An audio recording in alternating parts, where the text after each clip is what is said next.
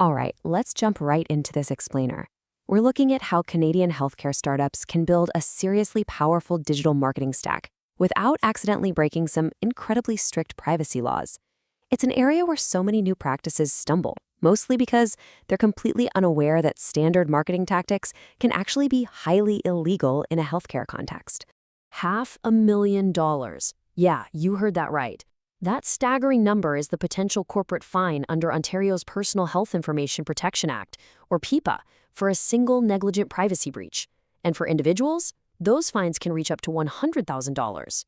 We aren't just talking about sophisticated hackers breaking into your servers. We're talking about simple, everyday marketing mistakes that expose patient data.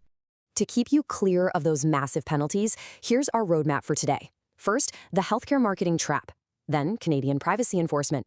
After that, the Zero PHI framework, followed by the compliance startup stack. And finally, safe analytics and workflows. Section 1. The healthcare marketing trap.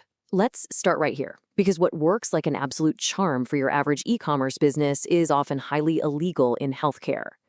Now, a lot of marketers rely heavily on US-centric advice, which focuses all on vendor contracts called business associate agreements under HIPAA.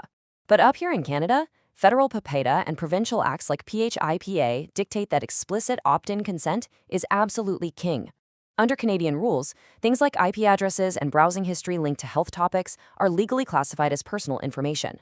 You literally cannot track people or collect their data without their express permission first. So that standard marketing playbook you've seen 1,000 times, it's basically a total minefield for us. If a prospective patient drops their health concern into an unencrypted basic web form or a default Zapier workflow, you've actually violated privacy rules the literal second that lead hits an unauthorized server.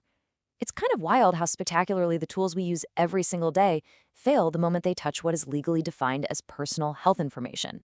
Moving on to Section 2, Canadian privacy enforcement. Now, you might be thinking, regulators only hunt down the big fish, right? The massive hospitals and insurance companies? Well, let's look at the reality. The truth is, enforcement targets absolutely everyone. Look at the Desjardins Group. They've faced severe penalties when marketing personnel improperly accessed and leaked 9 million client profiles. On the advertising front, Health Canada is actively handing out stop sale orders to telehealth platforms like PurposeMed and Kinro Health for running illegal direct-to-consumer pharmaceutical ads. But here's the real shocker for local practices. Provincial privacy commissioners are routinely slapping solo practitioners with fines up to $100,000 just for confirming someone is a patient while replying to a negative Google review.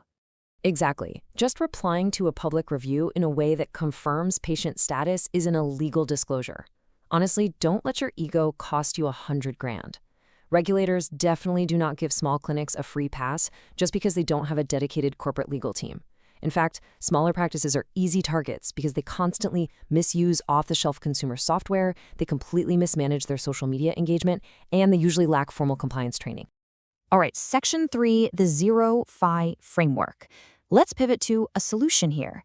How do we actually market effectively without the constant fear of a privacy breach? Enter the Zero PHI framework. This is a total conceptual breakthrough. It's all about physically separating your public marketing activities from your private patient data. Think of your front-end website purely as an informational digital billboard. It never actually touches sensitive patient data.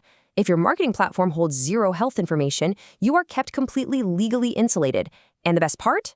You don't have to fork over thousands of dollars a month for enterprise-level compliance software. Which brings us to Section 4, the compliant startup stack. Let's break down the exact tools you should use to build a fully compliant lead generation system on a lean startup budget. First up, automation.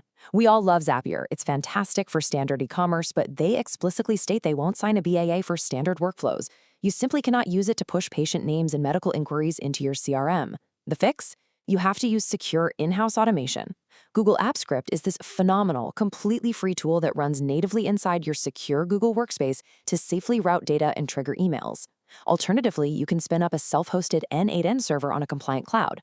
Now for website design and hosting. Platforms like Systeme.io are awesome for a startup budget, but they just aren't built for healthcare compliance. So the Zero PHI fix is to use Systeme.io strictly for hosting that visual billboard we talked about. Skip their native forms completely. Instead, just embed a secure Google Workspace form right onto the page. That way, when a patient hits submit, the data completely bypasses the non-compliant servers and drops straight into your encrypted Google Sheet. And this same logic, it applies to all your marketing channels. Never ever use Eventbrite for condition-specific webinars, because storing patient names next to health conditions on their non-encrypted public servers is a massive data exposure. For email marketing, you've got to disable standard MailChimp for clinical segmentation.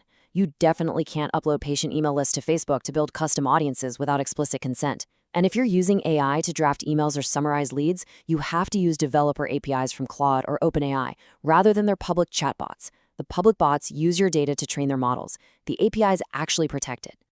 Let's wrap things up with Section 5, Safe Analytics and Workflows. Analytics are absolutely crucial, but man, they are a massive privacy trap if you aren't careful. Here's the deal. You cannot just slap Google Analytics or Metapixels onto a healthcare website to track a Canadian user's health-related web searches. Under PIPEDA, implied consent is completely dead. Passive scrolling doesn't count anymore. You must use a consent management platform to literally block these pixels from firing until the user actively clicks accept, because that creates a lot of friction. Using privacy-first cookieless tools like Fathom Analytics or Google Search Console, which track aggregate performance without collecting IP addresses, becomes a way safer and easier bet for startups. So the secret sauce tying this all together is the administrative handoff. It perfectly bridges the gap between your public marketing and your secure Canadian medical records. Here's the flow. The patient browses your safe public site. They submit an inquiry through that embedded Google form, and then your admin staff reads it safely inside Google Workspace. From there, the admin manually creates the profile and books the patient inside a PIPEDA-compliant electronic medical record system like JNAP. The public marketing never, ever touches the secure patient database. And honestly, here is the absolute best part for a brand new practice. Look at this tech stack. Using the Google Workspace you likely already have, spending $79 on JNAP for secure booking, and leveraging free Google Apps Script for email automation. You're looking at roughly 131 Canadian dollars a month. Contrast that with enterprise tech stacks that easily run over $1,000 a month just for the compliance add-ons. Top-tier compliance is actually an absolute bargain if you structure it right. So, it all comes down to taking a hard, honest look at your current setup. Are you still using standard web forms? Are you relying on implied consent for tracking pixels? Or maybe, are you accidentally confirming patient identities in your Google reviews? Is your weakest marketing link exposing your patients and your practice today? Take action. Implement the Zero PHI Playbook. Physically separate your marketing from your protected data and ensure your digital presence is an engine for growth, not a looming legal liability.